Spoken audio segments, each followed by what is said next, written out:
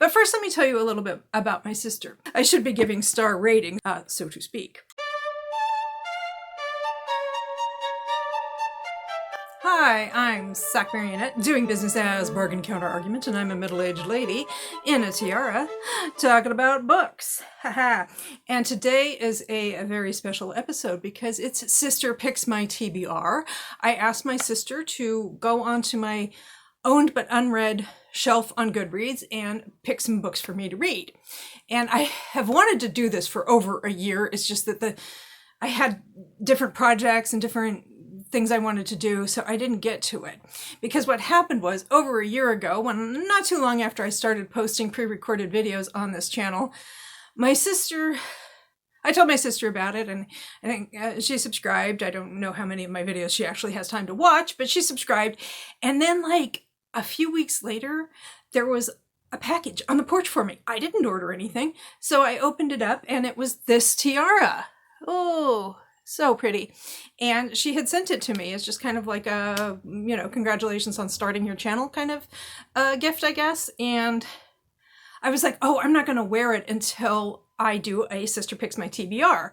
And then one thing happened and it's been over a year, but last May, so that's like a couple of months ago now, a couple of months ago, toward the end of May, I sent her an email saying, here's the link to my owned but unread books on Goodreads, and could you pick a few books for me to read? And she said, sure. And she ended up picking 5, which I'm going to talk about in just a minute.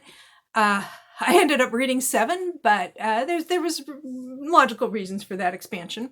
But first, let me tell you a little bit about my sister. She is older by about 7 years, and she kind of was part of a sort of household project of teaching me to read. She was an avid reader. My mother was an avid reader. My dad was a reader. He more read to kind of gather information. He read a lot of nonfiction, and he'd read books about his hobbies and interests like winemaking and leatherworking and photography and topics like that. He didn't read a whole lot of fiction, although he would from time to time.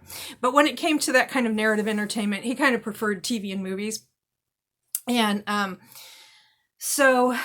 but they all read to me. I would sit in their laps while they read to me from picture books. And apparently one day they realized that I could read on my own. I don't even remember not being able to read. So until we moved to Iran, that's a side quest, but it was kind of funny because I was about 6.5 when we moved to Iran, and suddenly we're surrounded by things in the Persian alphabet, the Farsi alphabet. And I'm like, oh, wow.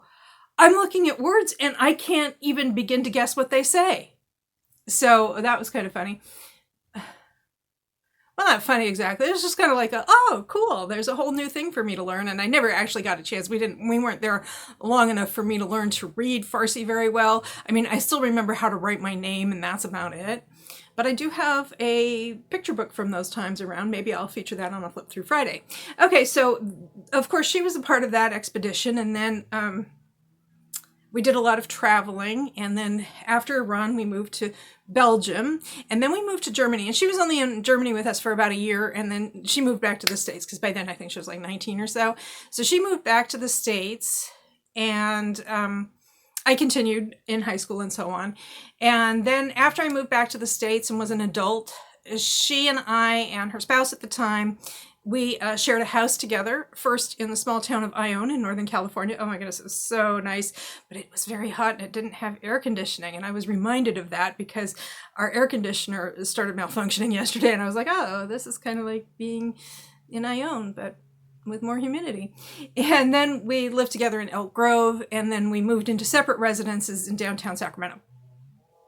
And then I eventually came out here to Connecticut, and well, first I moved to Southern California, then came out to Connecticut. And so we correspond frequently, but we haven't seen each other in person in quite some time. But anyway, the thumbnail for this is a painting that my parents had commissioned of my sister. My sister's like, that's always my favorite picture. And she misremembered it as being both of us. But actually my parents had that commissioned before I was born. I think within a year before I was born. And it is a really good picture. Anyway, that's kind of, she was very important also in developing my taste. She was the one who introduced me to science fiction. I mean, my dad watched Star Trek and so on, and but she was the one who was kind of like, oh, here's sci-fi fantasy. And I always glommed onto more science fiction than fantasy, but I do read fantasy from time to time. So she had a good time, I hope, picking out my TBR. So I'm going to tell you what she picked and what I thought of it. Okay, well, first off, she picked TV Goes to Hell, an unofficial roadmap of Supernatural. There we go. And this is like kind of academic essays about the show Supernatural. And when she saw that I had it but hadn't read it yet, she's like, oh yeah, you got to read this. And this is great because this is an anthology of essays. They're by different people. So I kind of would read a couple at a time and then read something else and come back to it. So I was reading it throughout the entire time I was reading my sister's TBR for me. It was pretty good. I'd give it 4 stars. It only covers the first 5 seasons, and when it was published, the 6th season had just finished. So in the afterword, there's a little bit of discussion about the 6th season, but they're really concentrating on the years when the original show's creator, Eric Kripke, was the one who was running the show and kind of calling the grand narrative arc shots. So I enjoyed it. Some essays were better than others. That's just like what an anthology for you. Let's see. And then next on the list, she picked Cotillion by Georgette Heyer. I have never read Georgette Heyer before, and my sister herself went on, like about 15 years or so ago, she went on this kind of Georgette Heyer kick, and she said, it's pretty good. I mean, she says there's some of the stuff in there is a little yikes because of when Georgette Heyer was writing, which was in, like, I think she started in the 1930s and went until the 1970s. This was published in the 1950s. So this, a few months ago, I was in a library bookshop, a fundraising library bookshop, and they had like about 20 of these beautiful new editions of Georgette Heyer books at 50 cents each. So I grabbed them all. I was like, even if I don't like Georgette Heyer, I know people who would probably like to have them. So this is the first one that I've read of those, and I really, really liked it. This is a very good kind of Regency romance, and there's all of this, inheritance shenanigans and kind of like sort of fake dating, and it's a really good use of that Regency social milieu to tell a really fun story. So I don't know. Yeah, I should be giving star ratings, shouldn't I? So this one, I think I gave it 4 stars overall. And this one I gave 5 stars, and I will be reading more of those Georgette Heyers. This is kind of considered her best, so I hope it's not downhill from here. I think starting from this one, now that I've read this one, I'll probably go in chronological order of when she published them so I can watch her development as a writer. That's always fun to do. And then, let's see, she picked, I think the next one I read was The Queer Principles of Kit Webb by Cat Sebastian. I love Cat Sebastian. I had this book, but hadn't read it yet. That's why it was on that particular shelf on Goodreads. And so since it's queer historical, my sister thought this would be a good thing for me to read. And I don't know why I hadn't read it yet, because Cat Sebastian is always awesome. I love her books so much. So I read this and I liked it so much that I haven't read it yet, but I did order The Perfect Crimes of Marion Hayes, which is kind of the sequel. Well, not kind of the sequel. It is the sequel. It's about some friends and relations of the couple in this one. So this one, the premise is that he is Kit Webb is a reformed highwayman, and this dude, Percy, is a nobleman who, again, there are more inheritance shenanigans. He's trying to get out from under his awful father's thumb, and he's also questioning whether or not he's legitimate, because it turned out his father was married before to somebody else before he was born, and that person doesn't seem to have died. There was never a divorce or anything. So he's like, when he married my mother, was that even legit? So there's a lot of shenanigans and farce, and it's a lot of fun, and I'm looking forward to reading the sequel. So this was another 5-star read. Next up, I read, I'm not sure why she picked this, she just did, Behind the Net by Stephanie Archer, which is the first in the hockey romance series Vancouver Storm for the NHL team that, the fictitious NHL team that the characters are connected with.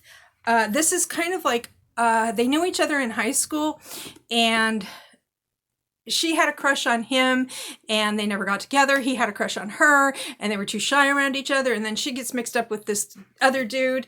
He goes on to play professional hockey. She goes on to be a musician, and her boyfriend from high school becomes a big musician, but it's a toxic relationship. And he was like always sidelining her as a musician. And so now she's like, she finally broke up with him and now she's striking out on her own. And she needs a job, so she ends up being his personal assistant. And so it's a lot of fun.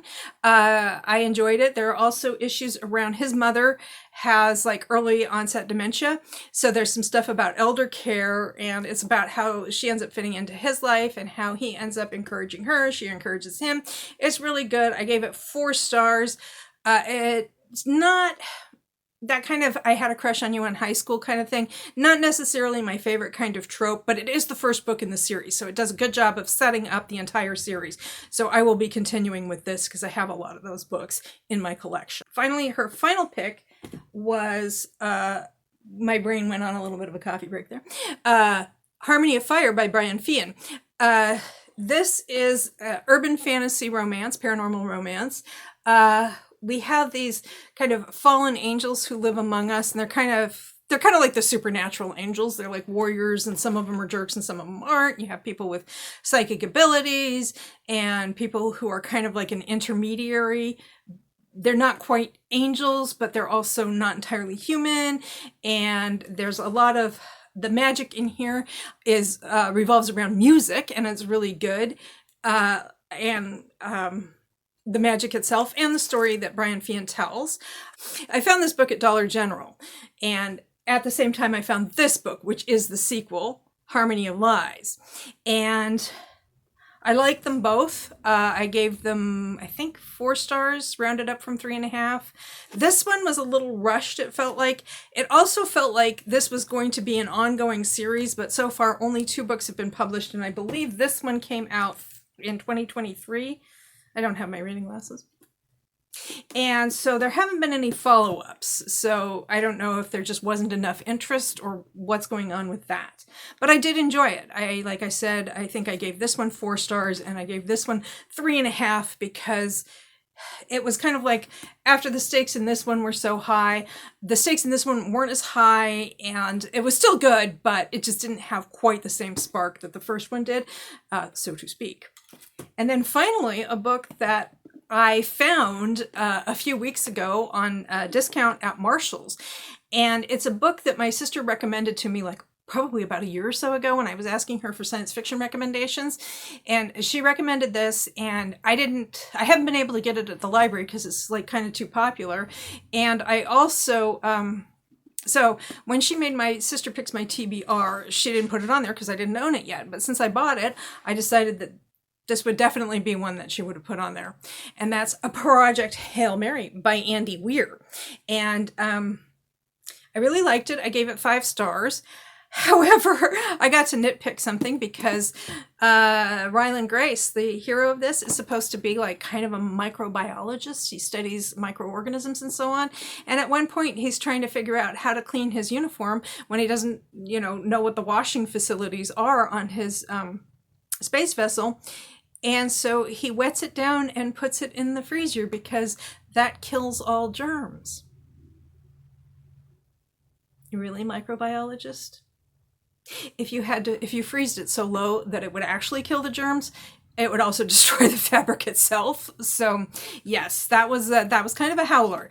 I really like this story though. I like that Ryland Grace wakes up and quickly realizes he's on a spaceship, but he doesn't have any memories. Like, he has procedural memories, but he doesn't have personal memories. He doesn't know where he is or why he's there. He figures out he's on a spaceship through physics, and that's kind of fun. And it's a really nice way to kind of have the story gradually revealed and to handle the exposition, because the exposition kind of becomes part of the story because he's trying to figure out, why don't I remember anything? And then he gets these occasional flashbacks to his life on Earth that kind of give him some clues as to why he's in space and what he's doing there. But I really liked that technique of revealing the story.